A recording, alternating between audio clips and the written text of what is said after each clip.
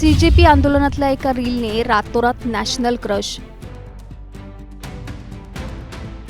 रीलने आयुष्य बदललं पण अकाउंटच सस्पेंड झालं. मेरा कल इंस्टाग्राम अकाउंट सस्पेंड हो गया और मुझे नहीं पता मुझे क्या करना चाहिए. जेन जी सेन्सेशन अभिनव बीच सोबत काय घडलं? मुझे अपना अकाउंट आज ही वापस चाहिए भाई. आप लोग जितना इस हैशटैग को फैलाओगे उतनी जल्दी मेरा अकाउंट आएगा. जंतर मंतरवरच्या सीजेपी आंदोलनाने संपूर्ण देशाचं लक्ष वेधून घेतलं.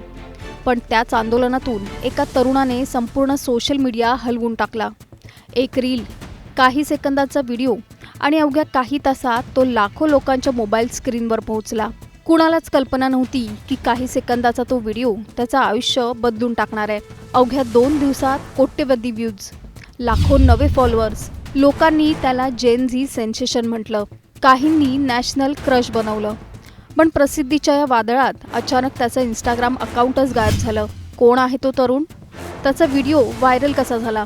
आणि प्रसिद्धीच्या शिखरावर असतानाच त्याच्या अकाउंटचं नेमकं काय झालं? जाणून घेऊया या सविस्तर रिपोर्टमधून. त्यासाठी हा व्हिडिओ शेवटपर्यंत पहा आणि टाइम्स नाऊ मराठीला लाईक, फॉलो आणि सबस्क्राईब करा. मेरा कल इंस्टाग्राम अकाउंट सस्पेंड हो गया. मुझे अपना अकाउंट आज ही वापस चाहिए भाई. दिल्लीतल्या जंतर मंतरवर सीजेपी आंदोलन सुरू असताना हजारो विद्यार्थी रस्त्यावर उतरले होते. आंदोलनाची दृश्य अनेकांनी मोबाईलमध्ये कैद केली. पण या गर्दीत एक चेहरा असा होता ज्याने आंदोलनाचं कव्हरेज वेगळ्याच पद्धतीने केलं. तो म्हणजे अभिनव बिष्ट. सीजेपी आंदोलनादरम्यान अभिनवची एक रील सोशल मीडियावर प्रचंड व्हायरल झाली. आंदोलनात तो आपल्या मित्रांसह दररोज सहभागी होत होता. आंदोलनातील विविध क्षण टिपत त्याने अनेक रील्स बनवल्या आणि त्या लाखो लोकांपर्यंत पोहोचवल्या. याच दरम्यान हिंदी गाणं तेरी गलियों में मोहब्बत होगी यावर अभिनवने आपल्या मित्रांसोबत एक रील तयार केली. या व्हिडिओमध्ये पार्श्वभूमीला आंदोलनादरम्यान झालेल्या लाठीचार्जची दृश्य दिसत होती. हा व्हिडिओ पोस्ट होताच अवघ्या 2 दिवसात तुफान व्हायरल झाला आणि सोशल मीडियावर त्याची जोरदार चर्चा सुरू झाली. तर दुसऱ्या एका व्हिडिओत हातात काठी घेतलेला पोलीस कर्मचारी पाठलाग करताना दिसतो. या पोलिसाच्या पाठलागाची तुलना सबवे सर्फर्स गेमशी केली आणि हा व्हिडिओसुद्धा इंटरनेटवर प्रचंड गाजला. ट्रेंडिंग गाणी, भन्नाट एडिटिंग आणि वेगळी मांडणी, त्यामुळे त्याचे व्हिडिओ काही तासात सोशल मीडियावर तुफान व्हायरल झाले. भैया नेक्स्ट पर्सन के लिए कोई मैसेज? जितने दिन रह सकते हैं यहाँ पे रहो. जितने दिन यहाँ पे रह सकते हो रहो. अरे मैं नहीं. अरे मैं नहीं हूँ. मैं हूँ ना इधर. मैं हूँ ना इधर. क्या क्या? एका रीलने तब्बल 15 कोटींपेक्षा जास्त व्ह्यूज मिळवले, लाखो लाईक्स, हजारो कमेंट्स आणि काही दिवसात अभिनवच्या फॉलोअर्सचा आकडा थेट लाखोंच्या घरात पोहोचला. सोशल मीडियावर अनेकांनी त्याला जेन झी सेन्सेशन तर काहींनी नॅशनल क्रश अशी ओळख दिली. अभिनव बिष्ट हा आधीपासून सोशल मीडिया कंटेंट तयार करणारा क्रिएटर आहे. इंस्टाग्राम आणि यूट्यूबवर तो विनोदी आणि ट्रेंडिंग व्हिडिओ बनवत होता. मात्र सीजेपी आंदोलनादरम्यान त्याला मिळालेली प्रसिद्धी वेगळ्याच स्तरावर पोहोचली. देशभरातील लोक त्याच्या अकाउंटवर जाऊन व्हिडिओ पाहू लागले. पण प्रसिद्धीच्या शिखरावर असतानाच एक मोठा धक्का बसला. अचानक त्याचं इंस्टाग्राम अकाउंट सस्पेंड झालं. अनेकांनी यामागे वेगवेगळे तर्क लावले. काहींनी नियमभंगाचा मुद्दा उपस्थित केला तर काहींनी आंदोलनाशी संबंधित कंटेंटमुळे कारवाई झाल्याचा अंदाज व्यक्त केला. मात्र अधिकृतपणे अकाउंट का बंद करण्यात आलं याबाबत स्पष्ट माहिती समोर आली नाही. अभिनवने स्वतः ही माहिती चाहत्यांना यूट्यूबवरून दिली आणि अकाउंट परत मिळवण्यासाठी अपील केल्याचं सांगितलं. दरम्यान सोशल मीडियावर #BringBackAbhinav अशा प्रकारच्या प्रतिक्रिया दिसू लागल्या. मेरा कल इंस्टाग्राम अकाउंट सस्पेंड हो गया और मुझे नहीं पता मुझे क्या करना चाहिए. बट मैं अपने कैप्शन में एक हैशटैग लिख रहा हूँ #BringBackIsaac. इस हैशटैग को जितना भी यूज़ कर सकते हो अपनी स्टोरी पे, इंस्टाग्राम के कमेंट्स में, ट्विटर पे, हर जगह इस हैशटैग को फैला दो. मुझे अपना अकाउंट आज ही वापस चाहिए भाई. आप लोग जितना इस हैशटैग को फैलाओगे उतनी जल्दी मेरा अकाउंट आएगा. प्लीज़ जितना यूज़ कर सकते हो इसको यूज़ करना. मुझे अपना अकाउंट आज ही चाहिए. Thank you so much. अनेक फॉलोअर्सनी त्याला पाठिंबा दिला. काही दिवसांनी अभिनवने स्वतः व्हिडिओ शेअर करून आपलं अकाउंट पुन्हा सुरू झाल्याची माहिती दिली. अकाउंट परत मिळाल्यानंतर त्याने शेअर केलेल्या पहिल्याच व्हिडिओलाही पुन्हा मोठा प्रतिसाद मिळाला. काही तासातच लाखो लोकांनी तो पाहिला. त्याच्या कमबॅकची चर्चा पुन्हा सोशल मीडियावर रंगली. या संपूर्ण घटनेने एक गोष्ट स्पष्ट झाली. आजच्या डिजिटल युगात एकच रील एखाद्याला रातोरात देशभर प्रसिद्ध करू शकते. पण त्याचवेळी सोशल मीडिया प्लॅटफॉर्मचे नियम, अल्गोरिदम आणि अकाउंटवरील कारवाई यामुळे ही प्रसिद्धी एका क्षणात संकटात सुद्धा येऊ शकते. एका रीलमुळे अभिनवला देशभरात ओळख मिळाली आणि तो रातोरात स्टार झाला. अकाउंट सस्पेंड झालं आणि पुन्हा सुरूही झालं. पण आज सोशल मीडियावर व्हायरल होणं हे खरोखरच यशाचं मोजमाप आहे का? तुम्हाला याबाबत नेमकं काय वाटतं? तुमचं मत आम्हाला खाली कमेंट करून नक्की सांगा आणि चॅनलला सबस्क्राईब करा. दिल्लीच्या आंदोलनात एका मराठमोळ्या चेहऱ्याची चर्चा. अभिजित दिपकेंच्या लढ्यात सावलीसारखा उभा राहिला.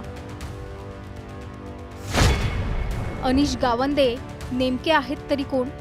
दिल्लीच्या जंतर मंतरवर सुरू झालेलं आंदोलन, विद्यार्थ्यांचा आक्रोश, अभिजित दिपकेंचा संघर्ष आणि त्याला देशभरातून मिळालेला पाठिंबा. या आंदोलनात अनेक नेते आले, अनेकांनी भाषणं केली, अनेकांनी सोशल मीडियावर भूमिका मांडल्या. पण एक चेहरा असा होता जो आंदोलनाच्या पहिल्या दिवसापासून शेवटपर्यंत अभिजित दिपकेंच्या सोबत ठाम उभा राहिला. तो चेहरा म्हणजे राष्ट्रवादी काँग्रेस शरद पवार गटाचे राष्ट्रीय प्रवक्ते अनिश गावंदे. विशेष म्हणजे दिल्लीत राष्ट्रीय पातळीवर अनिश गावंदे यांची जोरदार चर्चा आहे. नेमके कोण आहेत अनिश गावंदे? त्यांनी अभिजित दिपकेंच्या आंदोलनात एवढी सक्रिय भूमिका का घेतली? आणि अनिश गावंदेंचा सामान्य कुटुंबातून राष्ट्रीय राजकारणापर्यंतचा प्रवास नेमका कसा आहे, हे सर्व जाणून घेऊया या सविस्तर रिपोर्टमधून. त्यासाठी हा व्हिडिओ शेवटपर्यंत पहा आणि टाइम्स नाऊ मराठीला लाईक, फॉलो आणि सबस्क्राईब करा. दिल्लीच्या जंतर मंतरवर सुरू असलेल्या आंदोलनादरम्यान अभिजित दिपके यांच्या समर्थनार्थ अनेक राजकीय पक्षांचे नेते आणि सामाजिक कार्यकर्ते पुढे आले. मात्र या सगळ्यांमध्ये एक नाव सातत्याने चर्चेत राहिलं, ते म्हणजे राष्ट्रवादी काँग्रेस शरद पवार गटाचे राष्ट्रीय प्रवक्ते अनिश गावंदे यांचं. आंदोलनाच्या प्रत्येक टप्प्यावर अनिश गावंदे यांनी अभिजित दिपके यांच्या पाठीशी ठाम भूमिका घेतल्याचं पाहायला मिळालं. आंदोलनस्थळी उपस्थित राहणं, विद्यार्थ्यांच्या मागण्यांना पाठिंबा देणं आणि सार्वजनिक व्यासपीठावरून आंदोलनाची बाजू मांडणं, या सर्व गोष्टींमुळे ते चर्चेच्या केंद्रस्थानी आले.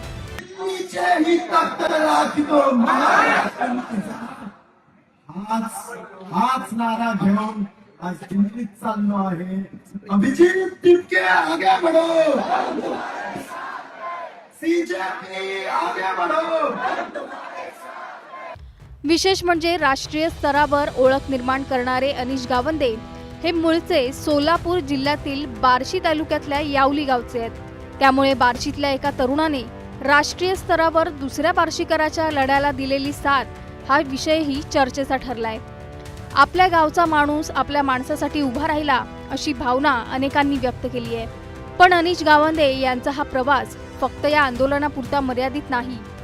अनिश गावंदे यांचा जन्म सामाजिक आणि शैक्षणिक परंपरा असलेल्या कुटुंबात झालाय.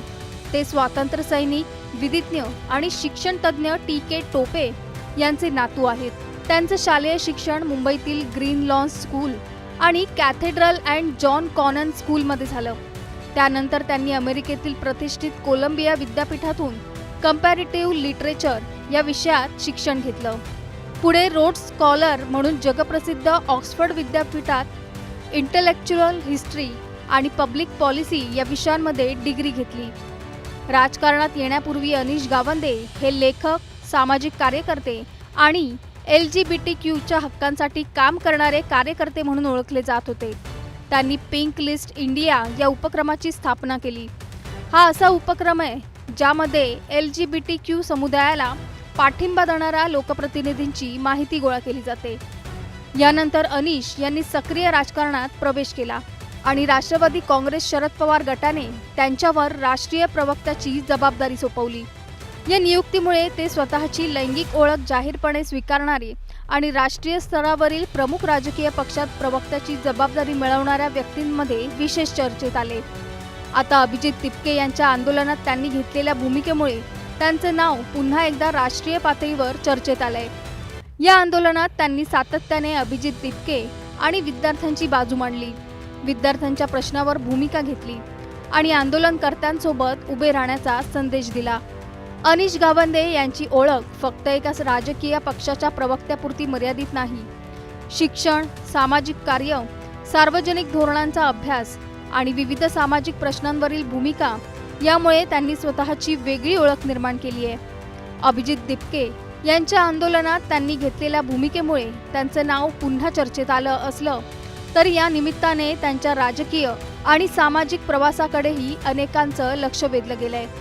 अभिजित दिपके यांच्या आंदोलनात अनिश गावंदे यांनी घेतलेली भूमिका तुम्हाला कशी वाटली हे आम्हाला खाली कमेंट करून नक्की सांगा आणि चॅनलला सबस्क्राईब करायला विसरू नका.